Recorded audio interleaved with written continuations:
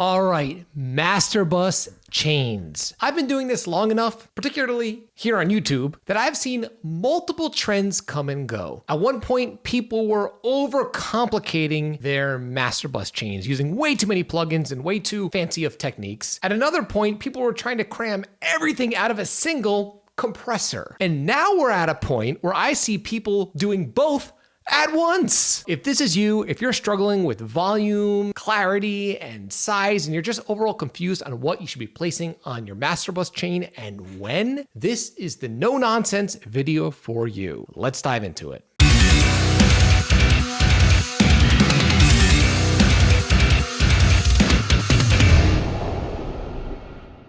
All right, Bobby Torres of Frightbox Recording here with a tutorial for you where I'm going to break down the only master bus chain that you will ever need, specifically if you're mixing rock and or metal. Now, as I mentioned earlier in this video, I've noticed that the current trend and problem with home studio owners is they're both overcomplicating their master bus chains and also oversimplifying their master bus chains.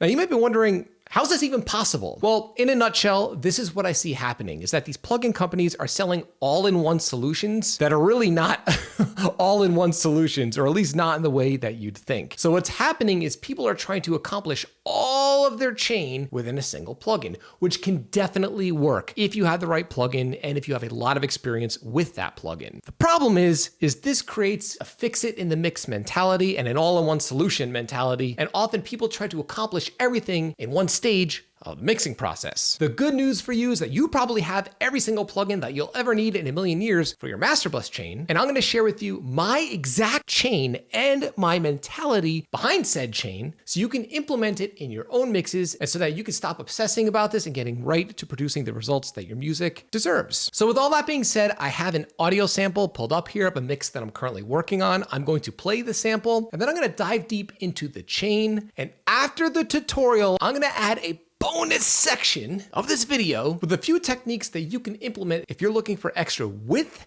and volume from your mix. All right, let's check out the sample and we'll dive into it.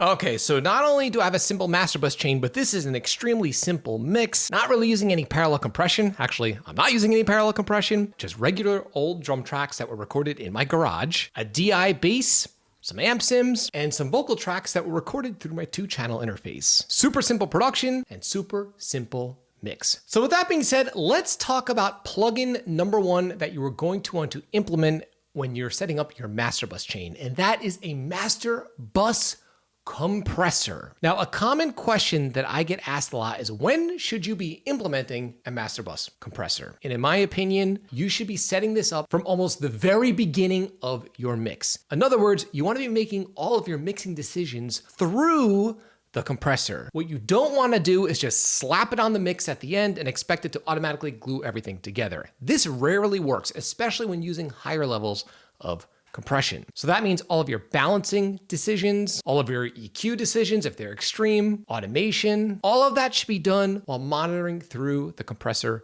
itself. As far as settings, I tend to keep it simple, a slow attack, quick release, but more often than not, I go for an auto release setting on my compressor. You don't have to do this. A quick release works just as well, and a very low ratio, either 2-to-1 or 4-to-1. As far as gain reduction, everyone has their own opinion on this. I always tend to land around the 2 to 4 dB range. Now, if you're doing something like EDM or electronic music or hip hop or maybe even pop, and you really want to hear that pumping of the compressor, you can go for more. But for me, I don't really want to hear the compression. I want my mix glued together like what you're hearing here, but I don't want the listener to be aware of the compression. So again, a quick release or auto release, slow attack, low ratio, 2 to 4 dB of gain reduction, for me, is the sweet spot. But again, the secret here is to mix through the compressor.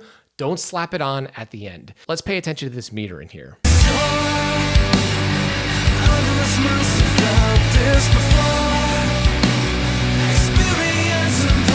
So the mix is averaging around 2 dB of gain reduction throughout the louder parts of the mix, which is what I like. The second thing you're going to want to have on your master bus, and if you're a fan of this channel, if you've been watching for any length of time, you probably have seen this plugin 500,000 times, and that is a form of saturation on your master bus. Now again, people ask me all the time, what saturator should I use? Should I be using a clipper? The truth is, it really doesn't matter. Use what you're comfortable with. For me, I'm a fan of this very old plugin. It's called the PSP Vintage Warmer 2. Sometimes I will use Kramer tape. I have coaching clients that use free plugins that sound amazing. The whole idea here is that you're adding a little bit of analog saturation and color, i.e. distortion, to your mix as a whole to help glue your mix together. Now this particular plugin, the way I have it set, it's achieving around half a dB to a dB of gain reduction in addition to the compressor. But the most important takeaway here is that you want to add that extra analog color. Now, the next question that people ask is, well, when should I be adding this? Should I be mixing through this the whole time? And in my opinion, you can mix through this the whole time and it will probably work pretty well. I'd rather have you mix through it the whole time than just slap it on at the end. Slapping stuff on at the end rarely works when it comes to the master bus chain, unless it's one of the things that I'm going to talk about next. But what I tell most people and what I practice myself, throw the tape saturator on around 50% of the way through your mix to maybe 70% at the latest, but earlier can always work. I tend to throw it on around halfway through the mix itself before I get into automation. So that's number 2. Use some form of analog color or saturator. I don't care if it's a tape saturator or a console emulator or maybe a little bit of both. The idea is to utilize it and to not just slap it on at the end, which is what commonly happens when people utilize these all-in-one plugin solutions. Okay, the next thing that you're probably gonna wanna have in your chain is a little bit of minor master bus EQ. Now here's where people go wrong with EQ on their master bus. They're either doing one of two things or they're caught within one of two mentalities. They either are too scared to EQ their two bus and mix as a whole, which is not good. If something needs to be EQ'd, it needs to be EQ'd.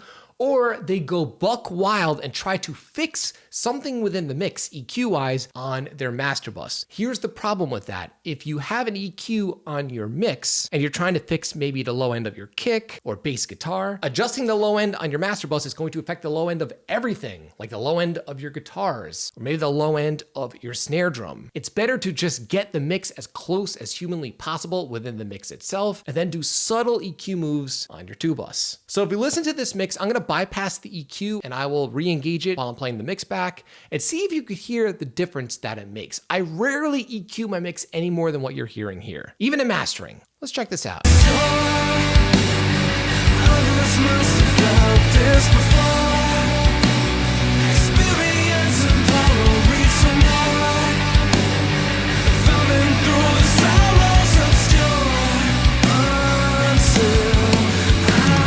So what I have on this EQ, which is pretty typical for me, is I have a little bit of low end pulled out, all frequencies below 100 Hertz with a low shell filter by a dB, a little bit of the 200 Hertz range pulled out by less than a dB, a little bit of around 400 pulled out by a dB and a half, and then half a dB at 2K. Very, very, very, very minor EQ moves. Pretty much the next day after I mixed the track, I decided, little too much low end, a little too much of that lower part of the lower mids, and a little bit too much of that 2K range globally. If it were any more than this, like way too much low end, it's probably my kick or my bass. Or let's say it was overly bright, it was probably my cymbals, or overly mid-rangey, probably a bad guitar tone. In this case, it only took a little bit of EQ, and this mix is close to master ready. And I highly recommend you practice something very similar. You don't need anything fancy. I'm using a stock plugin within my DAW. Any stock plugin will do the trick. Now, the final thing in my chain here is a limiter, but here's the big takeaway, especially if you want to prep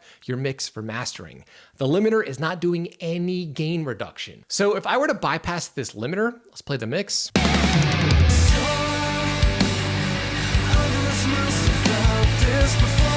So my mix is peaking at around -10 dB, which is fine, a little over 0 dB analog, but no way near loud enough if I were to print this mix and send it to the band. They'd be complaining about the mix being too quiet.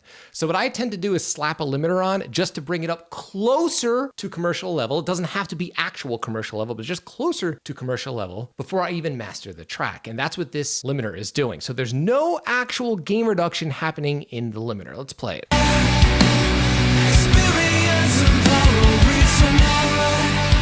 So it's bringing the peaks close to 0, but no actual gain reduction is happening. I'm not lopping off any transient, just making the mix a little louder so it's manageable while I finalize the mix and when I send the mix to the band so they can listen to it in their headphones or car or whatever. It's got to be at least loud enough to not be overly quiet because people complain about that a lot.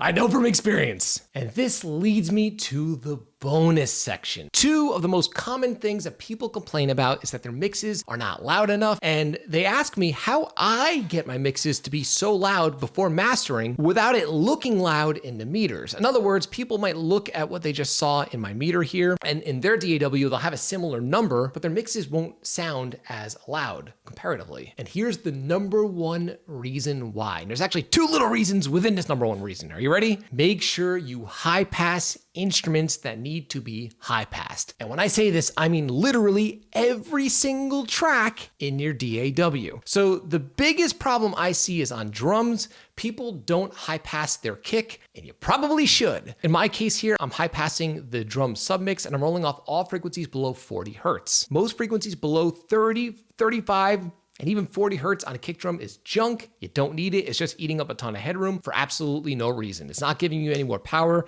It's just giving you slop. And I tend to roll off all frequencies below 40 hertz on my kick. Or you could do it on your drum submix, same difference. And the second thing, as far as headroom is concerned to achieve a louder mix, is to please clip your drum bus or snare drum. People tend to skip this and you end up with this crazy ass spike on your drums, specifically on the snare, which eats up a ton of headroom. If you subtly clip your snare or drum bus and follow the master bus chain that I share in this video, and if you have a great arrangement and your song is well produced, you'll have no problem making your mix loud, and you'll have no problem mastering your song to be loud enough. And if you're working with a mastering engineer, they will love you. Okay, and the one that really pisses everyone off, but it's the truth. If you want a wider mix, use LCR panning. This drives me up the wall. People really push back about LCR panning. Here's the thing.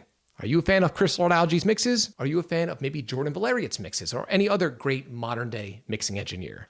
I have news for you. Those guys primarily use LCR panning, as do I, because there's no reason to pan your guitars in or pan your overheads in unless your guitars sound extremely ginormous or your overheads were recorded 30 feet apart. More often than not, your track should either be hard left, up the middle, or hard right. Yes, there are some exceptions, maybe background vocals or your toms, but for 90% of your tracks, if we go through my mix here, up the center, for the kick and snare, my toms are 45 right, 65 left, but outside of that, overheads hard panned, ride and hat, hard panned. My rooms are hard panned, bass up the center, vocals are all up the center so far in this mix, guitars are hard panned, the clean guitars are hard panned, and all my effects returns are hard panned. If you want a wider mix, again, use LCR panning, and for the love of God, do not pay for some extremely expensive mastering plugin and use some fancy pants mastering widener. That makes absolutely no sense. All you're doing is sticking a band-aid on a gaping wound. It's better to just get it right in the first place and not have to use any of that crap on your master bus. All it's doing is really messing with phase and just adding something artificial to your mix. Do yourself a favor, keep it simple, use a simple master bus chain like I've shared in this video, and just use LCR panning, use proper EQ techniques, and you will do